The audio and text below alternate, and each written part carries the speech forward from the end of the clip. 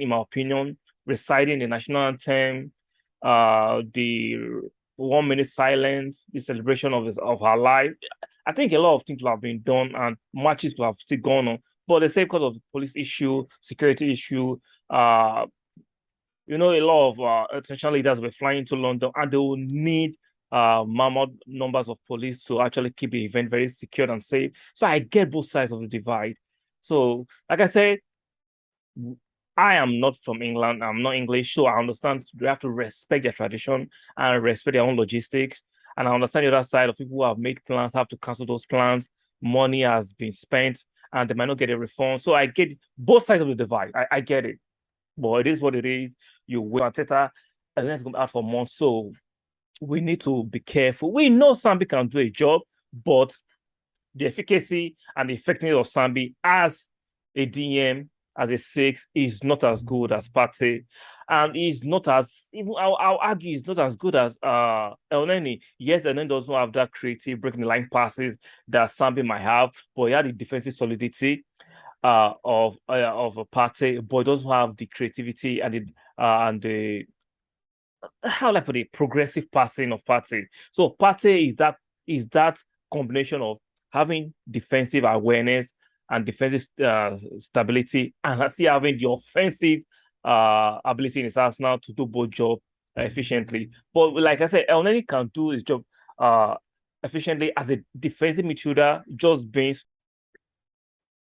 Hi guys, welcome back to the channel. If you like the video, make sure you stick a like on the video. Make sure you subscribe to the channel and turn on the notification bell so when I drop this video, you can be alerted. Do not forget for the algorithm to stick a like on the video so that it can be pushed throughout the YouTube algorithm. So I'm going to discussing two major topics: the postponement of the matches and reschedulement of these matches in the English Premiership. I understand. Thursday last week, unfortunately, the Queen passed away. My condolences to the Queen and the people of England. So I understand it's their tradition to mourn the Queen, and they have their own written traditions, even though I think those traditions were a long time ago, but it still don't want to be practiced at this moment. So we have to respect them, even though you have your reservations, because I think for people who have already made uh plans to come and watch certain matches, flight have been paid for, hotel has been paid for, and for all that to be cancelled, that's going to be a bit upsetting for those people. And I understand why they'll feel some type of way. And at the same time, you have to understand that the country has their own tradition, and we have to respect them regardless of if we disagree with how they are going about it in the 21st century. So I get both sides of the argument of the divide. Now, matches should be able to go on, and there are other ways you can pay respect to the Queen, in my opinion, reciting the national anthem, the 1 minute silence, the celebration of her life. I think a lot of things have been done and matches have still gone on. But the same because of the police issue, security issue, a lot of international leaders were flying to London and they will need mammoth numbers of police to actually keep the event very secure and safe. So I get both sides of the divide. So, like I said, I am not from England. I'm not English, so I understand we have to respect their tradition and respect their own logistics. And I understand the other side of people who have made plans have to cancel those plans. Money has been spent and they might not get a refund. So I get both sides of the divide. I get it. But it is what it is. You win sometimes in life and you lose sometimes in life and keep it moving. So now we are hearing that Sunday on 17th, Arsenal match against Brentford is going to go on. Hopefully, there won't be any postponement. There won't be any cancellation of those matches. Hopefully, it can go on because you cannot continue to pile on and have more fixture congestion. There are so many fixtures that are already congested at the moment. I don't know how the FA, in collaboration with the UEFA, are going to make these things happen so that the players can still give us peak performances, beautiful football, not players getting injured or giving us very lethargic performances in display. So I don't know how they're going to do it, but they have to find a way to do it. And we know the World Cup is going to go on this year too. So there's a lot to get through. Like, I don't envy the FA and the other organizers. They are being paid to do their job. So I guess they have to find a way to get it done. And I know as Arteta, Edu, and the rest of the Arsenal hierarchy would not be finding this kind of thing funny. Like I said, nobody predicted this. This happened in life, and we have to just get along. Hopefully, the match against Brentford on Sunday will go on and we can actually welcome back the English Premiership, because I missed it this weekend. How many of you guys missed the English Premiership this weekend? Leave it in the comment section, because for me, I know the other leagues were going on, but there's something about the English Premiership. Even though we complain every time I'll be the officiating, VAR, and all sorts of things, well, we can say that most of the fans, fans of English football actually missed English football this weekend, because we're already used to the emotional roller coaster sometimes. Even though I try to temper my expectations, I try not to get too much caught in the wind of VAR, refereeing, trolling, and banter. But no, there was something missing about this weekend. Like, am I the only person feeling that way? Let me know in the comment section. Were you feeling that? Did you have that feeling that something was just missing? I know a lot of us are addicted to English Premiership. I am very addicted to English Premiership for some reason. I don't know why, but I am addicted to Premiership, and I just missed it this weekend.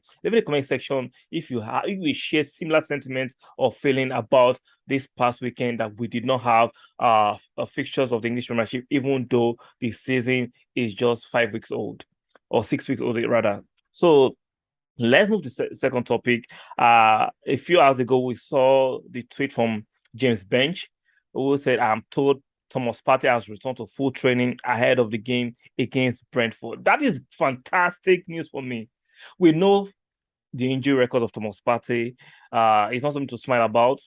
This is third season. Now we cannot affirm that Thomas Partey is not injury prone, and we have to manage his minutes, manage his workload, and manage how we play him. Pending time we get at least another midfielder in. We know Elneny is injured on long term for more, according to Arteta, and then it's going to be out for months. So we need to be careful. We know Sambi can do a job, but the efficacy and the effectiveness of Sambi as a DM, as a six, is not as good as Partey. And he's not as, even I'll argue, he's not as good as Elneny. Yes, Elneny doesn't have that creative breaking the line passes that Sambi might have, but he had the defensive solidity of a Partey, but he doesn't have the creativity and the how I put it, progressive passing of Partey. So Partey is that combination of having defensive awareness and defensive stability, and still having the offensive ability in his arsenal to do both jobs efficiently. But like I said, Elneny can do his job efficiently as a defensive midfielder, just being stoic, just how I put it. He knows how to just keep it ticking. There's nothing adventurous about Elneny. There's nothing creative about Elneny. Once in a while, he will do those creative passes, but not as consistent as Partey. Why for Sambi, in my opinion, is an 8. It's not a 6. But he can do a job there, but the efficacy and the quality of job done, it doesn't come close to Partey and Elneny. So we need to get in a player. We know we can't do it right now. Yes, a lot of you argue we should have gotten a player in during the summer, but let's be real. Come on. We're not predicting, nobody was predicting that Partey and Elneny is going to be injured at the same time. So let's call Edu and Ateta some slack. Like, you don't plan for those kind of things. You don't just buy the defensive midfielder in your squad. You have to make sure your squad is malleable enough. You don't just buy players for one position. You don't buy 3 players for one position. You don't do that. You buy players that are specifically set the position for the first 11. Then you buy a malleable player who can play 3 or 4 positions, right? Players are versatile, that can do a job, but may not do it as the first choice or the second choice. So, like, let's cut Arteta and then some slack that we should have gotten in a player, a 6, even though we had Partey and Elneny. You can say, yes, we knew Partey injury record was not the best, but at the same time, Elneny doesn't have a bad injury record. This is the first time, and it's going to be out for such a long or extended period of time. So let's calm down. I know some of us are jittery. We are thinking about how things could go wrong, but things haven't gone wrong. So let's calm the F down. Speaking about Partey, he's back in training. Hopefully, he'll be in the squad. I'm not sure he's going to play on Sunday, but if he's back in full training with his mate, not just back kicking the ball, he's back training with the first team squad. That's great news. And today is what? Today is Monday. So he has 5 more days to prove his fitness, and that's more than enough day to actually be fit for the match on Sunday. So that's fantastic news, and I hope Arteta will manage his minute. We can't afford not to have him. In the next few weeks, when we play Spurs at the Emirates, Sambi can do a job, but cannot do a job as good as Thomas Partey. So we need to learn how to manage his minutes, manage his training section to keep him fit. Thomas Partey right now is the hand that lays the golden egg. So you have to take care of him and wrap him in cotton wool. Unfortunately, until we get in someone that can do a similar job or a better job, well, Partey will be the second choice. But right now, we know in the club, Partey is the undoubtedly first choice. He's the first choice, in my opinion. I'm sure when Ateta is about to put the list of the first 11 most of the time, Thomas Partey's name comes first. I am sure when he's fit, his name comes first, followed by maybe Saka, Ramsdale, or Jesus. We know Thomas Partey name comes within that bracket. So, guys, let me know. Are you optimistic? How do I put it? I get excited that he's back. It looks like the passing of the Queen. Like I said, my condolences, and this is not to be facetious. It's like some good news to us now. We can get our players fit back, so he can play the certain games for. Like I said, I don't think Sambi cannot do a job as a DM, right? But how effective can he do it? Let's be real. How effective can Sambi actually do a job as a DM?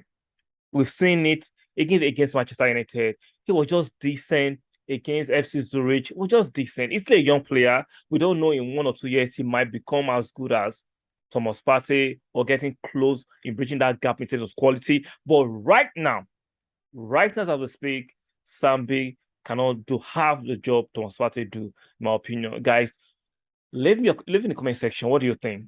Do you think we should play Thomas Partey right away on Sunday, or we should manage him in slow and steady? Because we know in a few weeks we are playing Spurs. Or do you think Sambi should play this Sunday? Let me know in the comment section. Don't forget to subscribe to the channel, like the video, and I'll see you guys on the next one. Ciao. Ooh.